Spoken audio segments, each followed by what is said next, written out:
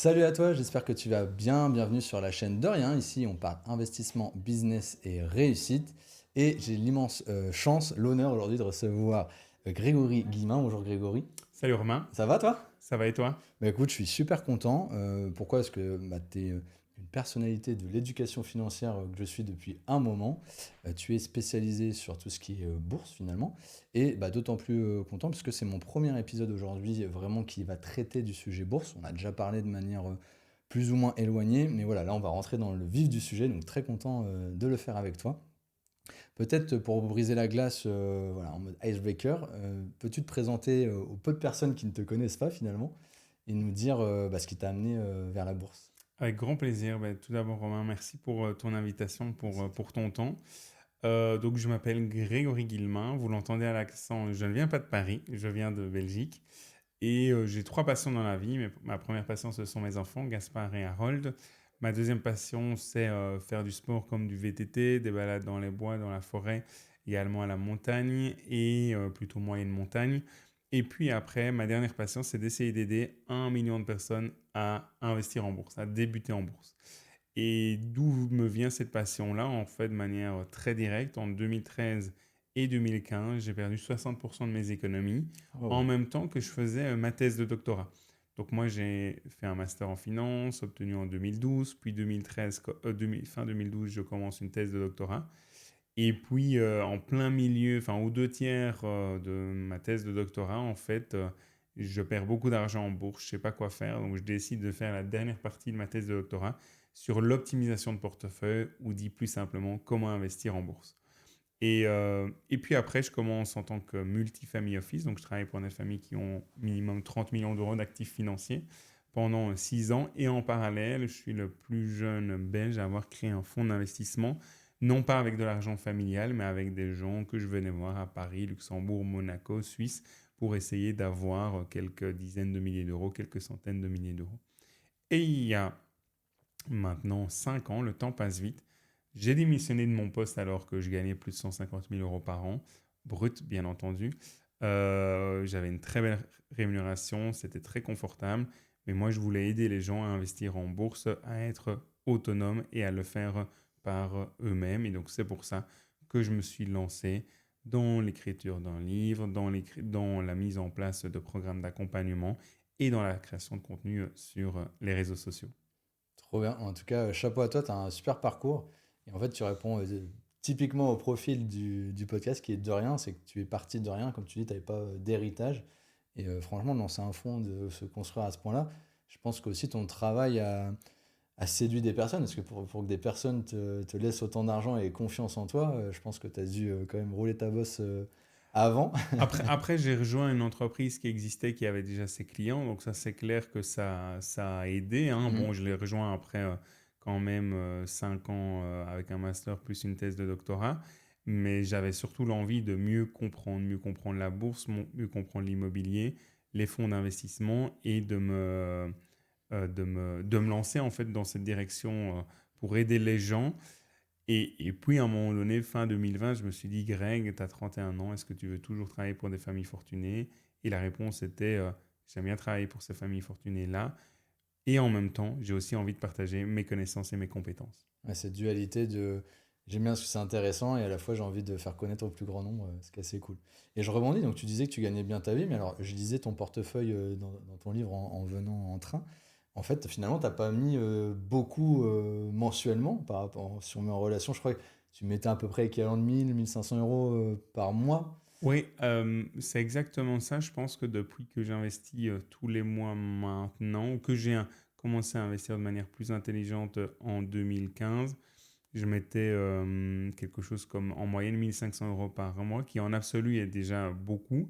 Ce qui se passe aussi, c'est que je ne le mentionne pas dans le livre, mais il y avait toute la partie de rembourser un crédit immobilier pour notre résidence principale. Ouais, t'avais Donc, plutôt mis tes billes là-dedans au début. ben oui, parce qu'il y avait une grosse partie qui allait là-dedans, comme c'est encore le cas maintenant pour notre résidence principale. Mais voilà, et puis on vivait au Luxembourg. Au Luxembourg, les prix de l'immobilier, c'est différent qu'en Belgique, hein. C'est Mhm. bien plus élevé. Donc l'apport, il était à 6 chiffres et non pas à 5 chiffres. Donc c'était vraiment beaucoup d'argent. Donc c'est pour ça que dans le livre, effectivement, il y a une partie où j'ai investi tout ce que je pouvais investir, Mhm. mais à certains moments, j'ai eu des grosses épargnes de précaution pour justement des projets immobiliers.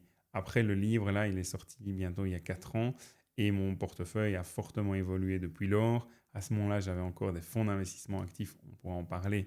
Aujourd'hui, je n'ai plus de fonds d'investissement actifs et j'ai uniquement des ETF passifs.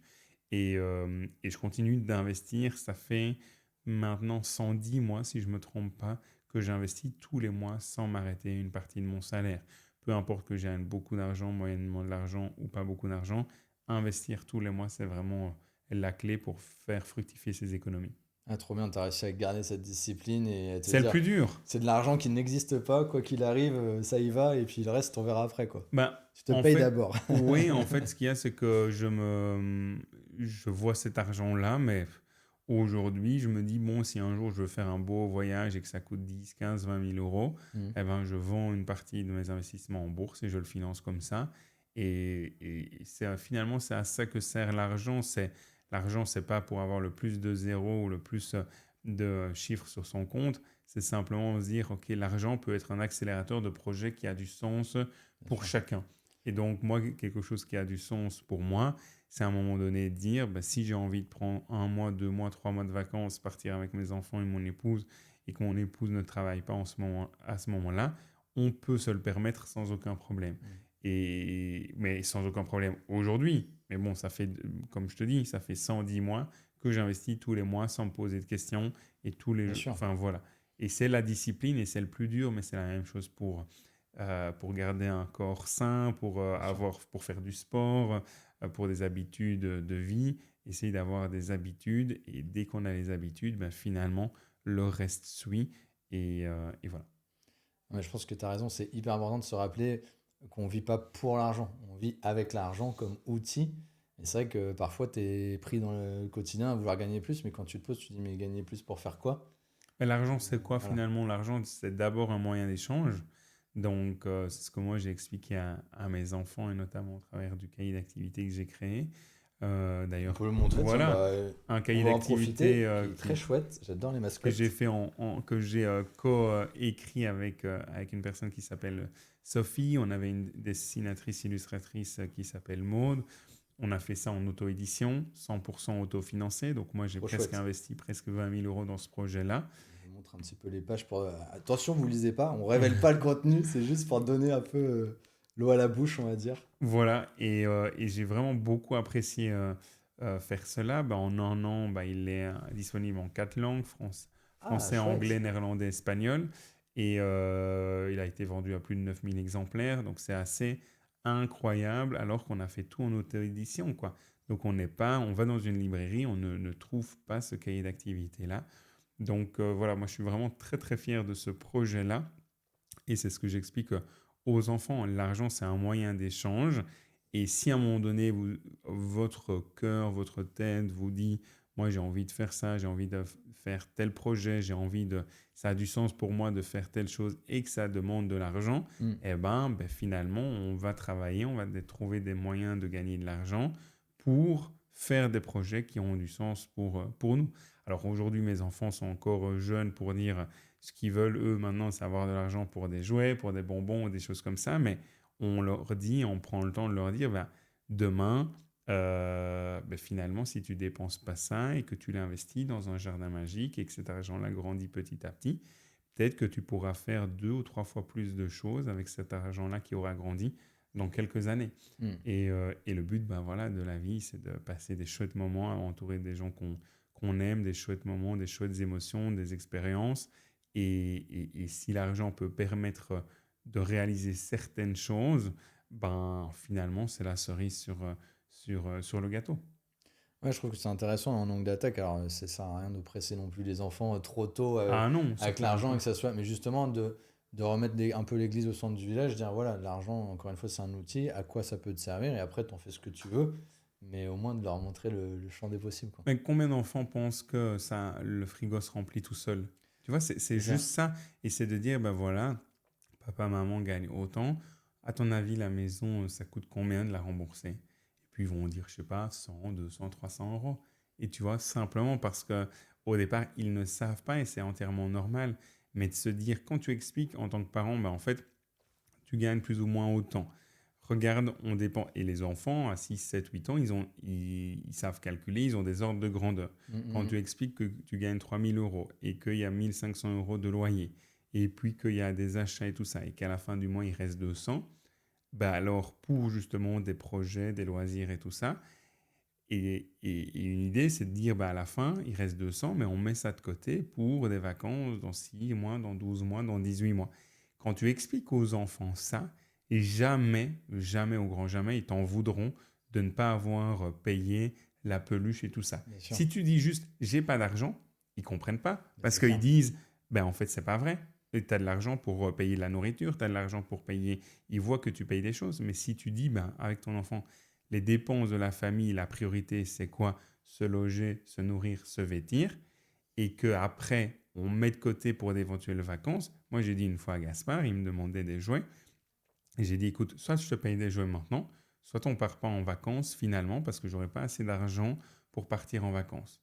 Et alors, il m'a dit, ah mais non, moi les vacances, j'adore. Alors, c'est pas entièrement vrai parce que j'ai la chance de pouvoir faire les deux, mais comme ça, Louis fait un choix Bien actif de sûr. dire, non, en fait, moi, ce qui est important, c'est de partir en vacances, d'être avec mes parents et tout ça. Et que le plaisir immédiat d'avoir un jouet, c'est pas important. Ce qui est important, c'est les vacances. Maintenant, il me parle parfois de souvenirs d'il y a 1 an, 2 ans, 3 ans. Et c'est ça qui est juste génial, faire des choix en connaissance de cause. Ouais, c'est rigolo. Moi, c'est pareil. Je suis comme toi, j'ai deux petits garçons. Et donc, c'est vrai que des fois, tu as des réponses. Le distributeur, c'est pas la machine magique où tu y vas et tu mets ta carte, les billets ressortent d'office, quoi. Donc, de bien leur expliquer. Et en fait, des fois, il faut pas être débilisant finalement. Tu leur expliques comme un adulte C'est et tu te exactement rends ça. compte qu'ils comprennent plus intelligemment que tu l'aurais cru, quoi. Voilà, c'est parler, c'est comme le livre que j'avais écrit, Bien débuter en bourse. Je l'ai écrit pour qu'un ado de 12 ans soit capable de le lire. Et j'ai des ados de 11 ans qui m'ont envoyé enfin, où les parents à ce moment-là m'ont envoyé un message en disant, Mm. mon fils a compris 90-95% du livre. Et c'est ça qui est génial. Moi, mon intention en faisant de l'éducation financière, c'est vraiment que un maximum de gens comprennent et puis deviennent autonomes. Parce que investir en bourse, je pourrais dire, mettez votre argent chez moi, j'investis pour vous. Déjà, je n'ai pas les agréments et je ne veux pas les avoir. Et surtout, moi, je veux que les gens soient autonomes. C'est-à-dire que si je viens à décéder dans 6 mois, en 12 mois, je leur ai partagé les connaissances et les compétences pour qu'ils deviennent 100% autonomes. Et c'est ça qui est important à mes yeux. Trop bien, super jolie parenthèse. Alors, tu le disais, ton livre, Bien débuté en bourse, je le montre aussi parce qu'il est super intéressant et très bien construit d'ailleurs, aux éditions Mardaga. Oui, Ça se prononce comme ça, Mardaga? c'est bien ça. Super. Et donc, c'est le cœur du sujet de l'épisode d'aujourd'hui, bien débuter en bourse. Question peut-être un petit peu mainstream que je pourrais te poser. Qu'est-ce que tu as envie de dire en premier aux gens? Moi, j'ai beaucoup de personnes dans mon entourage qui seraient intéressées, mais qui ont plein de freins et surtout qui savent pas par où commencer. De manière très simple, comme si on expliquait Oui. à un enfant finalement, qu'est-ce que tu as envie de leur dire à ces personnes-là? En fait, déjà prendre le temps, c'est comme pour tout. Aujourd'hui, je pense qu'on passe moins le temps de lire et de s'informer qu'il y a 10, 15, 20 ans, parce qu'aujourd'hui, on va poser une question dans ChatGPT, on va absorber l'information, mais en fait, on va même pas la digérer. Donc, c'est de prendre un livre et de commencer par la base. C'est quoi la bourse? Ok. Pourquoi une entreprise rentre en bourse? C'est quoi une entreprise? C'est quoi une action? C'est quoi une obligation? Repartir sur la base sur les principaux instruments financiers qui existent quand on ouvre un compte chez Trade Republic ou ailleurs. On peut acheter des actions, des obligations, des ETF passifs. Bref, il faut prendre le temps, expliquer l'origine de la bourse au XVIe siècle. Expliquer tout ça. Tout ça permet de se rendre compte, de dire, bon, la bourse, il y a le marché primaire, il y a le marché secondaire. Le marché secondaire, c'est là où on achète, on vend. Le marché primaire, c'est comme SpaceX qui vient de rentrer en bourse, qui avait besoin de 75 milliards de dollars et qui, en contrepartie, a émis de nouvelles actions.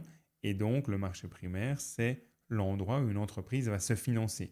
Un petit peu comme si elle allait à la banque, sauf qu'à la banque, elle prend un crédit et que là, elle ouvre son capital. Quand on a compris ça et qu'on a compris qu'après découle puisqu'il y a des instruments financiers qui sont cotés en bourse, puisqu'il y a la bourse, il y a des instruments financiers qui sont cotés en bourse, Mm. des actions, des obligations et autres choses. Et puis après, on prend le temps de se renseigner et de dire, bon, est-ce que je veux investir seul? et me former moi-même. Est-ce que je veux investir de manière accompagnée avec un banquier? Alors l'avantage, on pourrait dire, oh, je passe par un banquier et fait tout pour nous, c'est vrai, mais à quel coût? C'est ça. Et à quelle S'il le fait, sous-performance? c'est pas gratuitement, il a des C'est pas intérêts. gratuitement et aujourd'hui, c'est un message que je partage, mais qui vient de l'ESMA, donc une autorité de régulation européenne, qui dit que pour les fonds d'investissement qui investissent dans des actions, en Europe, ça coûte 1,96% par an, en moyenne.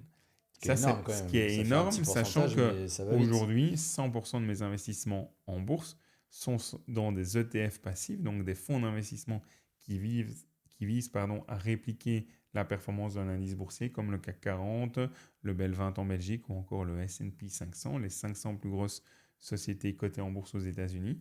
Mes investissements coûtent moins de 0,2%. Donc, si on prend au 1er janvier, de manière très simple, soit j'ai un fonds de ma banque qui coûte, disons, 2%, on y est presque, 2%, soit j'ai mes fonds d'investissement passifs, 0,2. Ça veut dire qu'au 1er janvier, j'ai une avance déjà qui va durer, qui commence à 1,8%. Parce que j'ai déjà 1,8% de frais en moins que les frais de mon banquier. Comment voulez-vous et comment veux-tu que un banquier en fait, arrive à trouver la pépite qui va faire en sorte, ou les pépites qui vont faire en sorte qu'il arrive à rattraper son retard. Hmm. C'est extrêmement difficile. Et il y a des études qui ont été lancées il y a 3 décennies maintenant, le temps passe vite quand on s'amuse, qui montrent que 95% des banquiers professionnels, des gestionnaires professionnels, ne battent pas la bourse sur un horizon de 20 ans. Sur un horizon de 10 ans, on est à 90% du temps. Donc ça veut dire quoi en tant qu'investisseur? Soit on dit on fait confiance à sa banque, mais on sait qu'on a 95% de probabilité de faire moins bien parce qu'on a des frais plus élevés. Soit on se prend en main et soit on se dit punaise, je vais dédier 2 heures par semaine pendant les 4-5 premières semaines et j'en saurai plus que 90% de la population sur ce sujet-là. Et ça, c'est vraiment mon leitmotiv. Et d'ailleurs, le bien débuter en bourse, prenez soin de vos économies en toute autonomie. Je voulais que dans le sous-titre de mon livre, il y ait le mot autonomie. Parce que je veux vraiment que les gens soient autonomes et ne soient pas dépendants parce que des fois, on est dépendant, on ferme les yeux, on pense que ça va bien se passer. Et en fait, on se rend compte que derrière, on paye 2% de frais. Alors 2% de frais sur 10 000 euros, on va se dire, oh, sur une année, ça va être que 200 euros. Oui, mais investi sur 10 ou 20 ans, ce sont des dizaines de milliers d'euros qu'on ne voit pas dans son portefeuille et qu'on voit dans le portefeuille de la banque. Ouais, l'effet boule de neige peut faire vite très mal. Et effectivement, bah, en fait, je pense il n'y a pas d'argent qui tombe du ciel, il faut muscler son jeu. Et donc, c'est ce qu'on est en train de faire à travers ce podcast, de dire bah, d'apprendre aussi des notions de base pour éviter bah, les échecs, les écueils qu'on pourrait avoir sans s'être renseigné. Mais c'est comme faire du vélo. Demain, tu me dis, je veux faire 100 km en vélo, tu n'as jamais fait de vélo. Mm. Est-ce que tu vas faire 100 km directement? Non. Tu vas faire 10 km ce week-end-ci, le week-end prochain, peut-être 15, et puis 20. Et dans 1 mois et demi, 2 mois, tu seras capable de faire peut-être 50, 60. Et puis dans 3 mois ou 6 mois, tu seras à 100. Et après, en faisant une fois par semaine du vélo, une fois toutes les 2 semaines, tu maintiendras ton niveau. Mm, Tu n'auras mm. plus besoin parce que tu auras déjà un bon niveau de base. Mais c'est ça l'idée vraiment des investissements en bourse, c'est qu'il n'y a rien à faire, c'est comme pour tout. Il faut prendre le temps. Le temps est la ressource précieuse dont on manque toutes et tous, malheureusement, en tout cas c'est ce que j'observe. Mais si on arrive à se dire, ben, je dédie 2 fois 1 heure par semaine et je tiens ça sur 4-5 semaines, ton futur toi te remerciera. Ce n'est pas un sprint, c'est un marathon. Donc Exactement. faut tenir la distance. Moi, je rebondis, tu as dit un truc aussi en début d'épisode. Alors, toi, tu avais des contraintes parce que tu étais au Luxembourg, mais tu as quand même mis pas mal d'argent dans ta résidence principale. Moi, j'ai une question qui me vient comme ça, de me dire, qu'est-ce qui fait qu'un débutant qui a, ou pas d'ailleurs, un petit peu d'argent, euh, prendrait en clé d'entrée la bourse plutôt que l'IMO finalement? Parce que quand on aspire à une sérénité financière, à faire en sorte d'avoir un peu d'argent pour profiter de sa vie, bah, c'est vrai que la question elle se pose souvent de où je mets mon argent, si j'en ai un petit peu d'ailleurs. Mais pourquoi on partirait plus sur la bourse d'après toi que l'IMO? Alors déjà, l'immobilier, il y a pas mal de Français et de Belges qui ont une pierre dans le ventre, donc qui adorent l'immobilier. 2 points importants sur l'immobilier. Le premier, c'est que l'immobilier peut être intéressant si et seulement si on prend un effet de levier important. Mhm. Donc, si on s'endette de manière assez importante. Deuxième point, quand tu achètes un bien immobilier ici en France, tu vas payer quoi? 8-9% de frais de notaire, plus ou moins, quelque chose comme ça, ou peut-être moins, je ne sais pas s'il y a des abattements, ce genre de choses, mais tu payes des frais de notaire. En Belgique, tu achètes un bien immobilier, tu es souvent à 12, 13, 14%. Donc ça veut dire quoi? Ça veut dire que directement, tu débourses peut-être, j'invente totalement les chiffres, mais 115 000 euros Mhm. pour un bien qui t'en vaut finalement 100 000 euros. En fait, le point important sur l'immobilier, c'est que euh, l'avantage de l'immobilier, c'est l'effet d'endettement, enfin l'effet de levier, et le fait que tu as la satisfaction de vivre par exemple chez toi. Le désavantage, c'est quoi? C'est que, imaginons, tu te dis, bon, ben, moi, j'investis dans ma résidence principale, mais j'aimerais bien avoir 500 euros par mois que mon portefeuille me génère. Si tu mets tout dans ta résidence principale, sur papier, tu es peut-être un peu plus riche, Mhm. mais en réalité, tu ne peux pas vendre une partie de ta toilette ou une partie de ta cuisine pour Mhm. financer les 500 euros par mois. Il y a un problème Pas du de liquidité. En fait, de liquidité et en fait, ton patrimoine, vu que tu vis dedans, il est immobilisé, il est non productif directement, même s'il prend un petit peu de valeur avec l'appréciation, mais tu ne peux pas en profiter. Donc, prenons un exemple assez peut-être concret. J'ai aucune idée des prix à Paris, donc on va dire que j'achète un bien immobilier, je dois rembourser 3 000 euros par mois, imaginons. Si je le prenais en location, je serais à 2 000 euros par mois. Ok, imaginons ça. Si tu rembourses les 3 000 euros par mois et que tu n'as plus rien d'argent et tout ça, peut-être que dans 20 ans, très bien, tu es propriétaire d'un bien, mais, mais ce bien-là, tu ne peux pas partir en vacances avec l'excédent de liquidité que Mhm. tu as eu ou ce genre de choses. Si tes 1 000 euros par mois, tu les investis sur 20 ans, ça va faire 12 000 euros par an fois 20, ça fait 240 000 euros si je ne me trompe pas. Eh bien, ces 240 000 euros sur 20 ans sont probablement devenus ou seraient devenus peut-être 500 000, 550, 600 000 euros. Oui, mais avec 500 000 euros, si tu prends 3 ou 4% de 500 000 euros, ça veut dire chaque année, tu peux prendre 15, 20 000 euros de ton portefeuille.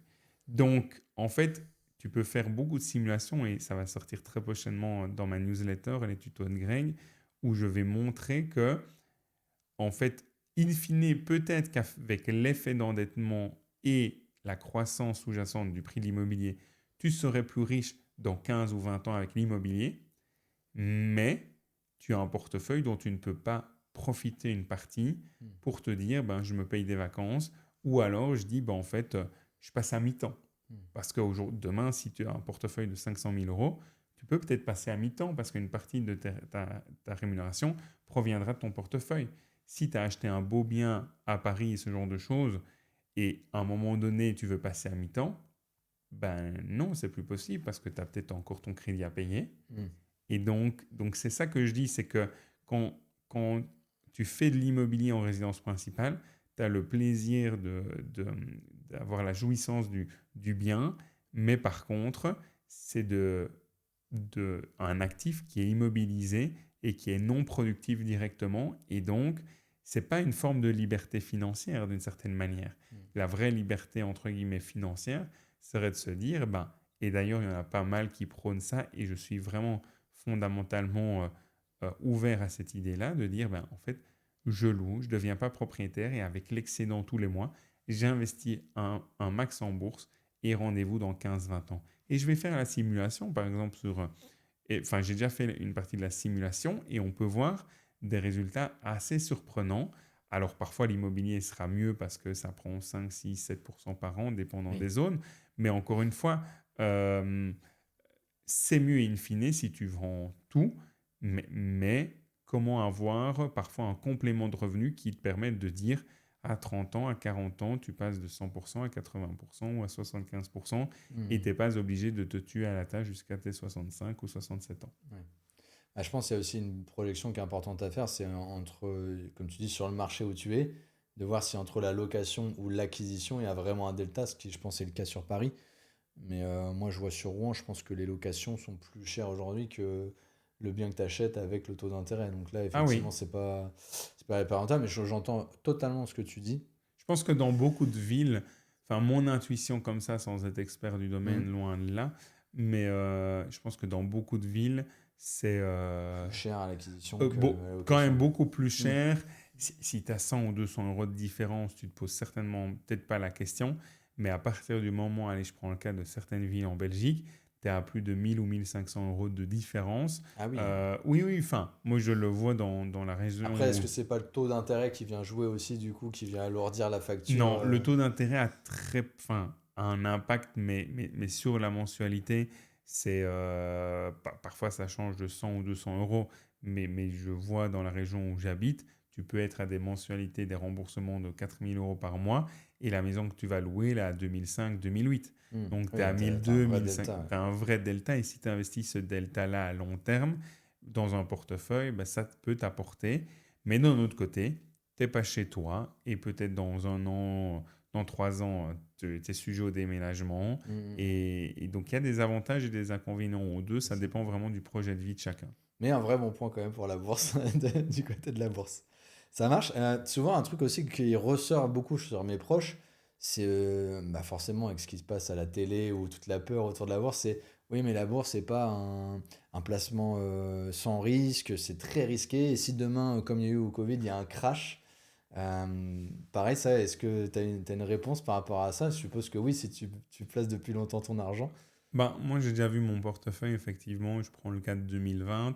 J'étais à 75 000 euros et en 4 semaines, il est passé à 45 000 euros. Ça, c'est la réalité, je dirais, du terrain. Et ça Euh, peut être violent sur le moment, t'as intérêt oui, à être accroché, et à y être préparé parce voilà, que. ça peut être extrêmement violent, ça peut être difficile. Et en même temps, ce qui se passe, c'est que la bourse, tu vois la volatilité parce qu'il y a des cotations tous les jours, sauf le samedi, dimanche. L'immobilier, durant le Covid, l'immobilier, un certain type d'immobilier a fortement chuté, sauf qu'on ne le voit pas parce qu'il n'y Hmm. a pas de cotation. Le point important, c'est qu'il y a ce mythe-là en disant la bourse est risquée. Et si je te disais que 7 années sur 10 sont dans le vert, si tu prends des périodes de 10 ans, 95% des périodes de 10 ans sont dans le vert, et sur 20 ans, 100% des périodes de 20 ans sont dans le vert. Donc, t'imagines, tu peux te dire, alors bien entendu, les performances passées ne préjugent pas des performances futures, mais au plus tu as un horizon d'investissement de long terme, au plus grande est la probabilité d'avoir des rendements positifs in fine. En fait, il y a cette méconnaissance de se dire, euh, qui est biaisée par les médias, de dire ah, la bourse a chuté de 5-10%, c'est un crash boursier. Non, mais un crash boursier, ça arrive tous les 4 ans. C'est normal. Et un crash boursier, c'est une chute de 20%. Une chute de 5-10%, c'est pas un crash boursier. C'est juste une rectification. C'est juste une rectification. Et en fait, c'est quand on pense, c'est un raccourci que beaucoup de personnes font parce qu'elles ne comprennent pas que la bourse, oui, est volatile, mais que le plus grand risque, c'est quoi? C'est pas la bourse. Moi, quand j'ai perdu 60% de mes économies en 2013 et 2015, c'est pas la bourse qui m'a fait perdre 60%. Ce sont mes propres émotions. Parce Hmm. que j'ai acheté une action, elle a fait plus 20%, j'ai revendu. Une deuxième action, plus 10-15%, j'ai revendu. Troisième fois, tu l'as lu dans mon livre, j'ai fait all-in juin 2014 sur une seule et même action. Avertissement sur résultat, moins 32% 3 semaines après, puis moins 45%, et j'ai vendu un an et demi après ou 15 mois après à 3 euros. Le prix de cette action-là aujourd'hui vaut 1 cent. Donc j'ai perdu sur cette action-là juste 82-85%. Si j'avais attendu encore jusqu'à Ça aurait aujourd'hui, été j'aurais pire. perdu 99,9%. Mais à un moment donné, j'ai perdu. Je me suis dit, non, mais Greg, en fait, tu n'as pas la bonne stratégie parce qu'on pense que la bourse, hop, on investit, on va faire x2 en 6 mois, en un an, et Hmm. on va devenir riche. Non, la bourse, en fait, elle transfère l'argent, comme le dit Warren Buffett, des gens impatients vers les gens patients. Donc il faut avoir un horizon de long terme, et c'est pour ça que je dis toujours, on investit l'argent uniquement dont on n'a pas besoin les 10 prochaines années. Si tu as besoin de l'argent dans 1 an, 2 ans, 3 ans pour faire de l'immobilier, laisse ton argent sur un livret, sur un compte à terme, sur un compte épargne, n'investis pas ton argent en bourse. Tu vas te rendre malade et puis tu vas regarder ton compte tous les Ouais, et puis trois fois par jour. si la Ouais, bourse chute de 30% et que tu n'as plus ton J'ai vu des gens qui n'avaient plus leurs fonds propres pour acheter leur bien immobilier. Hmm. Leur projet immobilier est tombé à l'eau et ils sont repartis pour quelques années d'économie avant de refaire un projet immobilier. Simplement parce qu'ils se disaient, je vais investir en bourse, je ne vais pas laisser cet argent-là de côté. À dépense ou à investissement certain, a besoin de trésorerie certain, il faut du cash certain. Et le Hmm. cash certain, c'est quoi? C'est soit du cash, compte à vue, compte épargne, livret, compte à terme, et ça s'arrête là. Pas d'immobilier, pas de bourse, pas de private equity, pas d'obligation, non, juste du cash pour que ton projet personnel ou professionnel se réalise. Faut bien doser, c'est important de ne pas faire all-in comme tu dis. Alors dans ton livre, il y a une question qui m'a fait un peu sourire, qui était un peu, est-ce qu'on est actif ou passif? Alors bien sûr, en tout bien, tout honneur, on parle bien de profil D'investissement. d'investissement.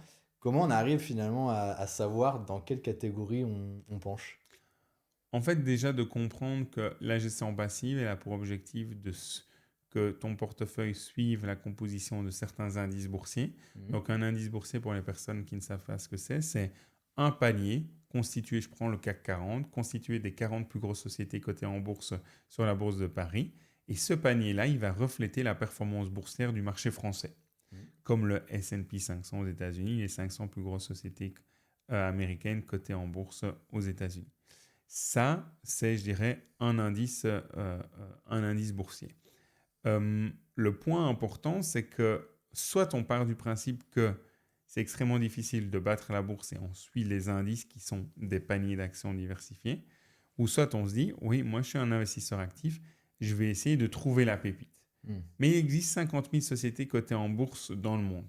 Comment veux-tu trouver la pépite? C'est extrêmement compliqué et tu as plus de probabilité de sélectionner la mauvaise société que de sélectionner la bonne société.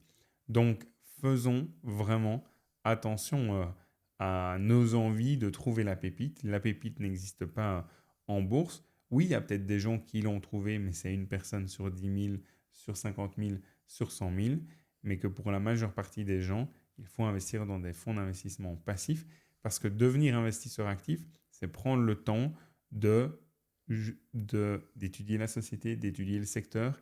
Et en fait, il faut prendre des dizaines d'heures, des centaines d'heures avant d'analyser une société en détail pour avoir un avis éclairé dessus. Et toi, alors c'est intéressant, c'est que justement, tu as lancé un fonds d'investissement. Donc j'ai bien compris que ta clé d'entrée, c'était plutôt les frais Mhm. très peu élevés, qui fait que tu étais différenciant à 1,8%. Et à la fois, je me dis que l'argent de tes clients, tu vas quand même le placer de manière le plus rentable possible et avoir le meilleur investissement possible. Pour autant, j'ai l'impression que tu es quand même un fervent défenseur plutôt des ETF que du stock picking. Est-ce que Oui, c'est c'est le exactement cas le même cas. en fonds d'investissement du coup? Oui, mais en fait, faut savoir que le fonds d'investissement que moi j'avais créé à l'époque, il avait un objectif, c'était de battre le marché. Mhm. Et sur papier, ça fonctionnait. En théorie, entre 2015 et 2020, j'ai sous-performé 4 années sur 5. Donc 4 années sur 5, j'étais moins bon que le marché. Donc à un moment donné, il faut se rendre compte à l'évidence, et mon ego en a pris un coup, hein, je pense que c'est seulement en 2022 ou 20... non, c'est en 2023 que j'ai vendu, 2024. Enfin, il m'a fallu de nombreuses années. J'ai commencé à investir dans des fonds d'investissement passifs en 2020 et il m'a fallu peut-être 4 ans pour avoir 100% de mon portefeuille dans des ETF passifs. Avant, je gardais toujours dans le secret espoir de pouvoir battre la bourse, battre la bourse, battre la Mhm. bourse. Et en fait, oui, entre 2015 et 2020, j'ai sous-performé 4 ans.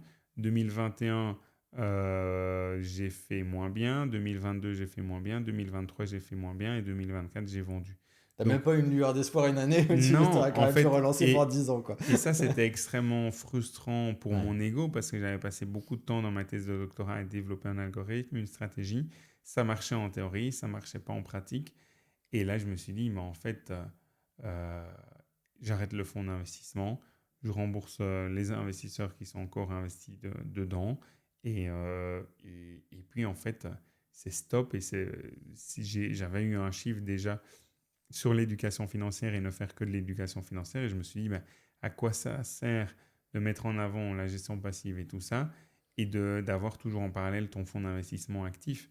Non, il faut savoir retirer le sparadrap. C'est extrêmement Hmm. compliqué de battre la bourse et il faut reconnaître ses limites, quoi. Les ETF, c'est comme les actions, tu en as qui sont, on va dire, capitalisants et d'autres qui sont distribuants un peu avec des dividendes. Voilà, c'est Euh, ça. toi, tu es plutôt de quelle école par rapport à ça, si on reste sur l'école des ETF? Moi, sur l'école des ETF, je suis plutôt des ETF qui ont minimum 3 ans d'existence, 500 millions d'encours sous gestion. Donc ça, on va sur le site de justetf.com pour trouver des ETF performants pour des personnes qui résident en Europe et des ETF qui sont capitalisants. Pourquoi? Parce qu'un ETF qui est capitalisant, il ne distribue pas de dividendes et avec l'argent, parce qu'un ETF, c'est un panier qui est investi dans certaines actions comme Mhm. Apple, Amazon, ce genre de choses. Ces actions-là peuvent fournir des dividendes. Et ben, le panier, donc l'ETF, va racheter à nouveau des actions-là avec le cash. Et donc, il y a un effet boule de neige. Premièrement, il y a moins de frottement fiscal. Et deuxièmement, il y a un effet boule de neige qui est assez important. Oui, parce que si l'action, l'entreprise te verse des dividendes, c'est-à-dire, alors ça, il y a des périodes différentes, on est font ça tous les mois, d'autres tous les trimestres, d'autres annuellement, mais si à la fin de l'année, on te dit, bah, l'action, elle a gagné 2%, quand tu as des dividendes, on te les verse directement, en plus de ton action, et quand ce que tu appelles le frottement fiscal, c'est que forcément, on a des gains, donc on doit potentiellement déclarer et puis être imposé dessus sur la plus-value, quoi. Enfin, oui, sur le dividende reçu pour être exact, alors que si c'est réinvesti directement, ben oui, il y aura peut-être un frottement fiscal dans 10, 15, 20 ans quand tu sortiras de ton ETF, de ton PA ou ce genre de choses, mais le frottement fiscal à ce moment-là sera beaucoup plus négligeable que chaque année Oui, un petit frottement fiscal. Et d'ailleurs même, faut bien se rendre compte qu'un ETF, c'est comme un gâteau. Si chaque année, tu prends une part du gâteau que tu le distribues, l'année suivante, le gâteau va grandir moins vite. bien sûr. Et donc, c'est ça aussi. Quand tu compares le prix donc, du gâteau d'un ETF qui capitalise, donc qui ne distribue pas de dividendes, et le prix du gâteau d'un ETF qui distribue chaque année des dividendes, tu vois que d'un côté, le capitalisant, au début, les 2 premières années, c'est très stable. Et puis, à un moment donné, le capitalisant est toujours au-delà. Parce que Hmm. le capitalisant, il n'a pas distribué de dividendes, donc et il ne s'est pas amputé d'une partie de sa valeur, quoi. Et donc, même pour une personne qui arrive à un certain niveau de capital et du coup qui veut dire bah, je veux me faire une petite rente tous les mois prendre, tu préfères que ça soit capitalisant et vendre des actions quand il y a un besoin C'est ou exactement basculer ça. sur du dividende quand même à un Non, moment, non? la plupart du temps, sauf exception, mais je ne vois pas d'exception directement, mais la plupart du temps, c'est de dire, bah, si tu vis sur ton portefeuille, tu vends une fois par mois, une fois tous les 18 mois, l'argent dont tu as besoin pour les 12, 18 prochains mois. Et puis après, voilà, tu fais ça, tu payes une petite partie de ta plus-value. Et de toute façon, euh, in fine, c'est mieux de faire ça parce que certaines années, tu n'auras pas besoin, d'autres années, tu auras besoin de plus. Et que le dividende, tu sais que chaque année, tu passes à la râpe à fromage, quoi. Oui, bien sûr. Et c'est intéressant ce que tu dis, parce qu'à l'inverse, il y a beaucoup de personnes qui soutiennent un peu la thèse des actions à dividendes pour investir, et notamment les fameux aristocrates dividendes, les fameuses actions qui, on est sûr, versent des dividendes depuis 20 ans et tout. Toi, je te vois soupirer. Oui, mais en fait, il faut savoir qu'il y a le premier fonds d'investissement passif, 1980, le premier vrai fonds d'investissement passif sous la forme d'un fonds et pas d'un ETF, c'est un peu différent. C'est dans les années 70, même le Mhm. 71, 72, par quelqu'un qui s'appelle John McCone, et puis il y a eu John Bogle avec Vanguard le 31 décembre 1975. Le premier ETF passif, 1993. Et puis, ce qui se passe, c'est qu'aujourd'hui, il y avait 100 ETF passifs en 2000. Aujourd'hui, dans le monde, il y en a presque 15 000 disponibles. Pourquoi je dis ces chiffres-là? Parce qu'en fait, chaque année, l'industrie financière nous sort des instruments financiers. Et sur des thématiques, sur dire, oh, on va faire de la blockchain, de l'intelligence artificielle, de la cyber security et ce genre de choses, très bien. Ce qui détourne l'investisseur de son plan d'investissement de base. Mais je prends le cas des dividendes aristocrates. À un moment donné, l'industrie a dit, oh ben ce serait intéressant de s'intéresser aux sociétés qui font des dividendes importants. Ou ce serait intéressant de s'intéresser aux sociétés qui, par exemple, sont fortement dans le secteur technologique. Et donc, tu vas avoir un ETF sur les dividendes aristocrates, des actions à dividendes aristocrates, un ETF sur les actions technologiques. Bref, tu as en fait une multitude d'instruments financiers et en fait, ça, l'industrie financière fait ça pour nous matraquer, mais pour le particulier, c'est extrêmement déstructurant. Mhm. Comment aujourd'hui, si tu te connectes sur le site justetf.com, en Europe, tu as 3500 ETF disponibles, rien qu'en Europe. Comment tu fais, enfin, rien disponible uniquement pour les résidents européens. Et tu as des ETF États-Unis, Europe et tout ça, mais la structure légale est en Europe. Comment toi, en tant que particulier, tu vas sélectionner 3-5 ETF parmi les 3500 ETF? Extrêmement compliqué. Donc là, il faut être extrêmement prudent et je dis toujours, investir en bourse, tu définis ton cadre. Ton cadre, c'est ta ligne de conduite. Ça doit tenir sur une page et tu ne t'éloignes pas de cette ligne de conduite. Si tu as envie de faire du SpaceX, du private equity ou d'autres choses, retourne voir ce qu'il est mis dans ta ligne de conduite, mais ne te laisse pas influencer par les appels de sirène. Ouais, ça doit être plutôt un petit bonus, voilà, tu te veux te faire plaisir, tu Ouais, revois à la limite ton placement initial, mais tu ne déroges pas à ta, comme tu disais en préambule, à ta discipline sur ta ligne directrice voilà. principale, quoi. Et le bonus, si tu as envie de faire du bonus, tu fais 90% dans des ETF passifs, 10% dans des trucs bonus que tu as envie de faire pour le fun, mais tu sais que tu as 85-90% de chances de perdre une partie de ton argent parce que souvent les trucs bonus, ce sont des choses, des envies émotionnelles et les émotions sont extrêmement destructrices de valeur en bourse. Clairement.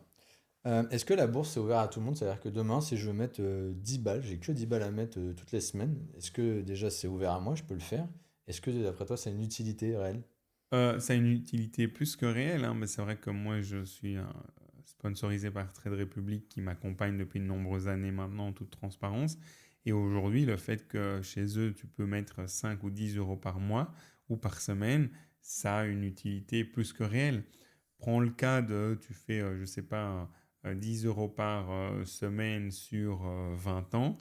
Tu ne vas pas avoir des centaines de milliers d'euros, mais 10 euros par semaine sur 20 ans, ça fait grosso modo 600 euros par an. Sur 20 ans, ça fait 12 000 euros. Après 20 ans, tu auras peut-être 30, 35, 40 000 euros. Hmm. Eh ben, et puis les 20 ans suivants, tes 8 ou des 10% par an ne vont plus grandir sur, 5 ans, sur 10 euros par semaine, mais vont grandir euh, sur 25, 30, 40 000 euros. Donc, c'est pour ça que moi, je dis toujours aux gens, commencez le plus tôt possible, que vous ayez 5 euros par mois à mettre ou 10 euros par mois, peu importe, mais le tout, c'est de se mettre en mouvement.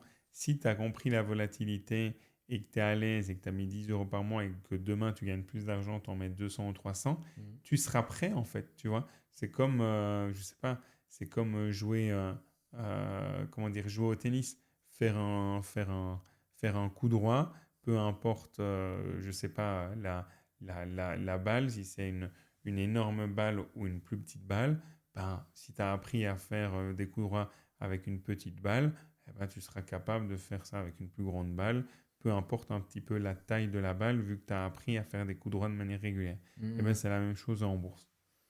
Ok.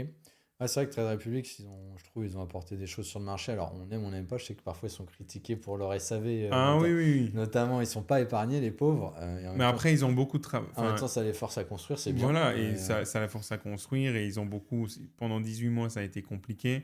Maintenant, ça va de mieux en mieux. Vraiment, enfin, moi l'avantage, c'est que oui, bah, je suis payé par Trade Republic parce qu'ils sponsorisent une partie de mon contenu. hmm, Mais j'ai été le premier créateur de contenu à dire que leur service client était complètement merdique. hmm. Et le premier créateur de contenu aussi à faire des vidéos YouTube explicatives sur dire attention, le rapport là, il est faux, il faut le changer. Toujours vraiment dans un objectif de construction et que ça soit le L'amélioration, plus bien sûr. facile. Et aujourd'hui, je le vois, j'ai 2 fois moins de questions par semaine sur Trade Republic Hmm. qu'il y a 3 ou 6 mois. Non, mais je trouve qu'ils sont très forts. En tout cas, moi, j'y étais. J'ai un peu pas fermé mon compte, mais je l'ai laissé de côté.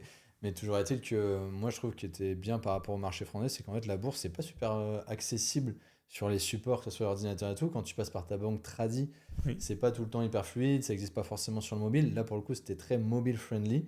Avec une app, tu peux t'y mettre. Et en fait, le fait de pouvoir acheter une portion d'action et du coup de l'ouvrir au plus grand nombre, bah, ça, je trouvais ça top parce que, comme on disait avant, bah, si t'as que 10 balles à mettre, que tu veux quand même acheter un peu d'ETF ou quoi, bah, tu peux te permettre au fur et à mesure. Donc je trouve que avec un nombre en plus d'ETF et d'actions finalement disponibles assez Oui, importants, je trouve, sur leur site. Alors, je crois qu'ils sont adossés à un organisme allemand ou à une banque allemande, c'est ça? oui, oui, enfin, ils travaillent. Trade Republic est une banque et ils travaillent avec ce qu'on appelle un faiseur de marché ou market maker Mhm. en français, en anglais, et qui est une boîte effectivement qui va passer les transactions pour les clients. Et donc, si tu dis je vais investir 1000 euros dans telle action-là, ben, cette boîte-là, elle va être chargée de trouver des acheteurs potentiels des vendeurs potentiels, pardon, à un certain prix. Mais aujourd'hui, Trade Republic a sa succursale en Italie, en Espagne, en France Mhm. notamment, peut-être demain en Belgique, et avance fortement sur la question. Aujourd'hui, Trade Republic, c'est quoi? C'est plus de 10 millions de clients, plus de 250 milliards d'encours chez eux et ils vont vite et avec des avantages et des inconvénients comme dans beaucoup de startups. C'est normal. On fait un petit coucou à Mathias Bassino et à Guillaume Play, qui est aussi un homologue du podcast, parce que je crois qu'ils vont faire un tour Trade Oui, Republic. oui, ils font un Et tour, ça a effectivement, l'air un très Legend sympa. Tour. Trop bien. Autre chose que je voulais te demander, d'ailleurs, je crois que tu en parles dans ton livre. À un moment, tu parles de Swissquote, qui est Oui. une espèce de concurrent finalement, même si moi je trouve qu'ils sont assez différents. Et est-ce qu'aujourd'hui, tu penses que par rapport à ce qui se passe étatiquement, en France, peut-être aussi en Belgique, parce que vous avez comme nous finalement un gouvernement qui peut être instable, il y a un intérêt aujourd'hui à se prémunir de ça et à ouvrir des comptes plutôt dans des terrains neutres comme la Suisse? Ben déjà, Swissquote, c'est vrai que je le mentionnais. Bon, Swissquote, ils ont deux entités principales, une en Mhm. Suisse, une à Luxembourg. Là, c'était l'entité européenne.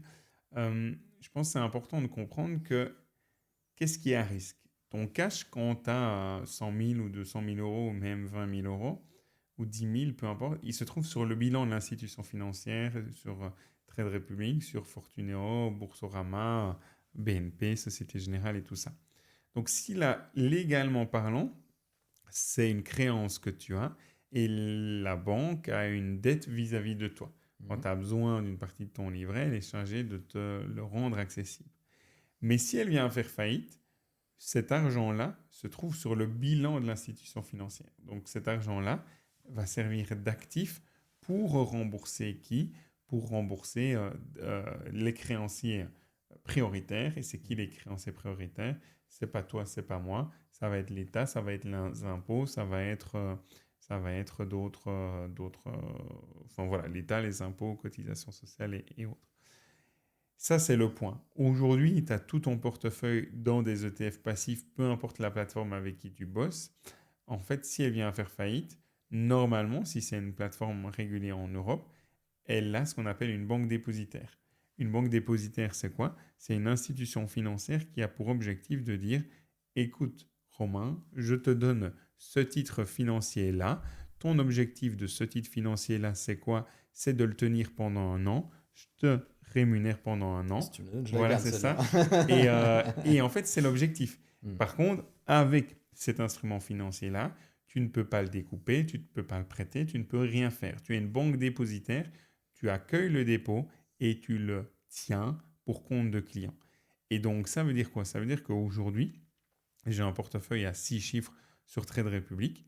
Demain, Trade Republic vient faire faillite. Ce qui est potentiellement risqué chez moi, c'est le cash que j'ai chez Trade Republic, même s'il est garanti à hauteur de 100 000 euros, mais parce que le cash, il est sur le bilan de Ça dépend l'institution. jusqu'à où vont tes trois chiffres, quoi. Si Voilà, c'est c'est ça. 120 000, tu prends Ouais. pas de risque, mais à Mais 700, c'est plus chaud. voilà. Mais le point important, c'est que l'institution financière est, euh, détient légalement pas les titres financiers, le cash. Par contre, mes titres financiers, Trade Republic travaille avec une banque dépositaire et même parfois plusieurs banques dépositaires.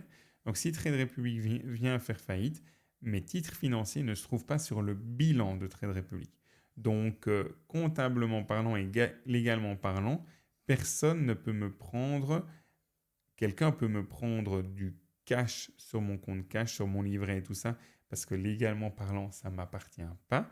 Et on l'a vu dans les années 40 en Belgique ou début des années 90 en Italie. Par contre, sur mes instruments financiers, personne ne peut prélever parce que l'argent m'appartient et il est déposé au sein d'une banque dépositaire qui ne détient pas sur son bilan mes titres financiers. De toute façon, tu es protégé. Donc, Trade Republic, ne déconnez pas avec l'argent de Grégory, s'il vous plaît. Ouais. Gardez-le au chaud. J'ai vu aussi, donc on parle souvent de diversification. Donc, souvent, diversification géographique, hein, pas mettre tous ses œufs dans le même panier avec des actions aux États-Unis, par exemple, avoir aussi des actions européennes ou marché asiatique. Tu as aussi la diversification pardon, plutôt thématique, pas tout mettre dans la tech, mettre dans Mhm. différents. Voilà. Et toi, j'ai vu que tu avais diversifié aussi ton portefeuille en termes de devises. Tu avais plein de devises différentes. C'est juste dans le côté je place dans des devises différentes ou tu trouves que c'est intéressant aussi de trader finalement de. En faire du trading de devises, ça sert à rien. Mhm. Mais pour moi, il y a 4 allocations importantes. L'allocation d'actifs, l'allocation géographique, l'allocation sectorielle et l'allocation par taille. Et pour moi, l'allocation géographique, très similaire, même si certaines personnes diront que c'est différent. Mais pour moi, l'allocation géographique, ça, c'est l'allocation grosso modo de devises. Aujourd'hui, si j'ai 55% aux États-Unis, via des investissements aux États-Unis, donc des ETF passifs américains, eh ben, je vais avoir 55% de mon portefeuille dans la devise effectivement américaine. Après, il peut se passer que tu aies des instruments financiers où tu vois le nom qui est en dollars, mais derrière, ils investissent par exemple en Chine, sur les pays émergents, ce genre de choses. Et donc, il faut toujours, quand tu investis, se dire quelle est non pas la monnaie de cotation de mon instrument financier, mais quelle est la monnaie de risque qu'elle est derrière, parce que tu as le nom d'un ETF et lui-même investit peut-être dans des actions japonaises, dans des actions chinoises, dans des actions taïwanaises. Mhm. C'est ça le risque, c'est ces devises-là et c'est pas la devise du fonds d'investissement. La devise du fonds d'investissement, c'est juste la devise de base, c'est ce qu'on appelle la devise légale, voilà, juridique de Oui. l'instrument financier. Mais derrière, est-ce que l'instrument financier te fait investir dans des boîtes américaines en dollars? Est-ce qu'il te fait investir dans des boîtes européennes en euros ou en Suisse, en francs suisses? Ça, c'est ce qu'on appelle la monnaie de risque. Faut bien que tu te renseignes encore une fois sur quoi c'est adossé et pas te contenter Oui, du voilà, truc en juste surface. Voilà. en fait, juste le savoir, et moi je dis, bon, aujourd'hui, vu que 55% de la capitalisation boursière dans le monde est liée aux boîtes aux États-Unis, je veux avoir 55% aux États-Unis, ni plus ni moins. Ça marche. Et je voulais te demander également, bah, comme je t'ai dit en préambule, j'adore la Belgique. Donc d'ailleurs, un petit coucou à tous les amis belges qui nous écoutent. Est-ce qu'il y a des spécificités à connaître par rapport à la Belgique Oui, en Belgique, très rapidement, il y a effectivement la taxe sur les opérations de bourse où chaque fois, tous les mois que tu as investi, tu dois payer une fameuse taxe qui est un pourcentage sur le montant investi. Ah oui, quand Euh, bien même t'as pas fait de plus-value ni rien, tu as cette Ah taxe. oui, tu as cette taxe. Le pourcentage va dépendre de l'instrument financier par lequel tu investis, enfin, ou dans lequel tu investis. Tu vas avoir la taxe sur les dividendes et les intérêts, qui est ce qu'on appelle le précompte mobilier. Tu as la taxe sur les plus-values obligataires qu'on appelle la taxe Renders, qui est un ancien ministre belge. Tu vas avoir la taxe sur les plus-values qui vient de sortir au 1er janvier 2026. Bref, tu Ça as donne plein. pas envie d'investir en Non, Belgique. mais Donc non, aujourd'hui, mais t'es plus embêté fiscalement en Belgique qu'en France, du coup. Enfin, c'est plus euh, dur. en Belgique, tu n'as pas ce qu'on appelle le PEA, où effectivement, tu peux avoir après 5 ans Mhm. l'exonération et ne pas payer la flat tax à 31,4, mais payer uniquement les prélèvements sociaux à 18,6%. Euh, donc oui, oui, en fait, tu peux être plus embêté, même si après, n'oublie pas que si tu investis tous les mois, tu as un petit peu de taxe sur les d'opérations de bourse à payer. Dans des ETF capitalisants, tu n'as pas de précompte mobilier de 30%. Et si c'est dans des ETF actions, tu vas payer, in fine, le jour où tu vends, 10% de ta plus-value. Mais c'est le jour où tu vends. Là où, bah, en fait, tu peux, je ne sais pas, dans ton PEA, si tu as besoin d'argent dans les 5 ans et que tu reçois l'argent, tu payes 31,4%. Mhm. Donc, la flat tax en France, est de effectivement 31,4 versus la flat tax, même si on ne l'appelle pas comme ça en Belgique, qui est de 10%. Donc c'est pour ça que... L'un comme dans l'autre. Non, mais en fait, combien d'entrepreneurs français sont venus vivre en Belgique quand ils ont cédé leur entreprise? Hmm. C'est ça la réalité. Des centaines, des milliers. Et moi, je l'ai vu que j'ai travaillé pendant 6 ans pour des familles fortunées Oui. qui résidaient en Belgique, mais qui étaient soit qui résidaient en Belgique ou au Luxembourg. Et pour les gens qui résidaient en Belgique, la moitié étaient des entrepreneurs belges, la moitié des entrepreneurs français. Tu avais un énorme scandale à l'époque. Moi, quand j'y vivais, tu avais Johnny Hallyday, Oui, qui avait voulu s'installer à Uccle, si je dis pas de bêtises. exactement.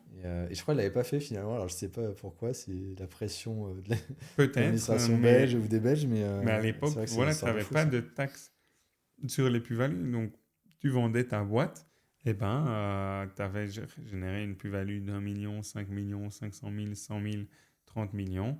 Tu payais 0%, ce qui était juste incroyable. Et c'était la seule niche fiscale qui existait encore. Trop bien, mais écoute, merci pour toutes ces explications. On a bien compris. Bah, déjà, j'espère que ça vous a enlevé beaucoup de craintes et de peur. Vous voyez que finalement, investir en bourse, c'est pas si terrible. On a pas mal comparé aussi avec l'immobilier, sur comment se poser. Et surtout, je trouve que c'est important le fait que c'est pas un marathon, hein, c'est pas un sprint, pardon, c'est pas du casino. Espérez pas faire vous enrichir, être millionnaire du jour au lendemain. C'est un travail de longue haleine qui demande de la patience et de la discipline. Mais à force de le faire, eh bien, on arrive à avoir une vie, une sérénité financière un petit peu meilleure. Merci beaucoup, Grégory. Avec grand Est-ce qu'on peut plaisir. prendre 5 minutes? Moi, je serais content que tu nous dises un peu où on peut te retrouver. Donc déjà, on peut représenter tes livres qui sont au top. Oui, bien En débuté plus, en je bourse suis trop et content, il m'a fait un cadeau, il m'a offert celui-ci. voilà, Donc je vais pouvoir l'offrir à mes enfants et ils seront super contents. Merci beaucoup. avec grand Et plaisir. est-ce que toi, tu accompagnes, tu parlais d'un fonds d'investissement, mais est-ce que tu accompagnes les gens au-delà, parce que tu as une belle chaîne YouTube, Mhm. est-ce que tu accompagnes les gens aussi dans l'investissement, tout ça, leur premier Donc pas? moi, grosso modo, 65% de mon temps, c'est la création de contenu sur les réseaux sociaux, avec effectivement ma chaîne YouTube, Grégory Guillemin, mes réseaux sociaux, Grégory Guillemin un petit peu partout. Ma newsletter et les tutos de grec que j'envoie maintenant depuis 180 semaines sans jamais Waouh, m'arrêter. Et d'ailleurs, en repartant tout à l'heure en Belgique, je vais commencer à l'écrire dans le train. ça c'est de la vraie discipline, C'est comme de en la, bourse. voilà, c'est de la vraie Bravo. discipline, mais c'est vraiment le but, c'est de partager des conseils pratiques, facilement actionnables. Et 25% de mon temps est dédié aux personnes que j'accompagne. Et j'ai un programme d'accompagnement qui s'appelle le défi bourse et où le but vraiment c'est d'aider les gens avec des coachings mensuels de groupe et ce genre de choses. Et bien entendu des modules de vidéos préenregistrés.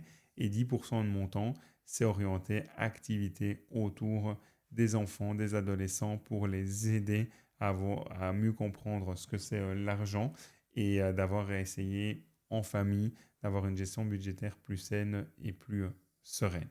Trop bien. Et donc pour te contacter, quoi, le plus simple, le site, LinkedIn, c'est quoi Bon, en ton fait, canal principal? mes canaux, c'est vraiment en fonction de ce que les gens préfèrent, ce que Ok, vous cool. préférez. Et donc, il y a des gens qui me contactent via mon site internet, il y a un petit formulaire. Il y a des gens qui me contactent avec un petit message sur les réseaux. Peu importe, vous venez. Moi, je réponds toujours à tous les messages. Et c'est avec grand plaisir que je vous aide à mieux comprendre la bourse et les investissements et à vous aider à mettre en place un portefeuille performant en toute autonomie parce que pour moi, ça, c'est vraiment super important. Trop bien, ouais, de ne pas dépendre de quelqu'un d'autre. Merci beaucoup, super sympa. Merci aussi à toi qui nous a écouté ou regardé jusqu'à la fin. Tu es au top. N'oublie pas de me soutenir si tu en as le cœur et l'envie en t'abonnant, soit sur l'audio, soit sur la vidéo, et puis en lâchant ton petit pouce ou ta note 5 étoiles. Grégory sourit parce qu'il sait ce que c'est de remonter dans les méandres de l'algorithme. Donc merci à toi si tu me donnes ce petit coup de pouce. Je te dis à très vite pour un super épisode. Ciao, ciao.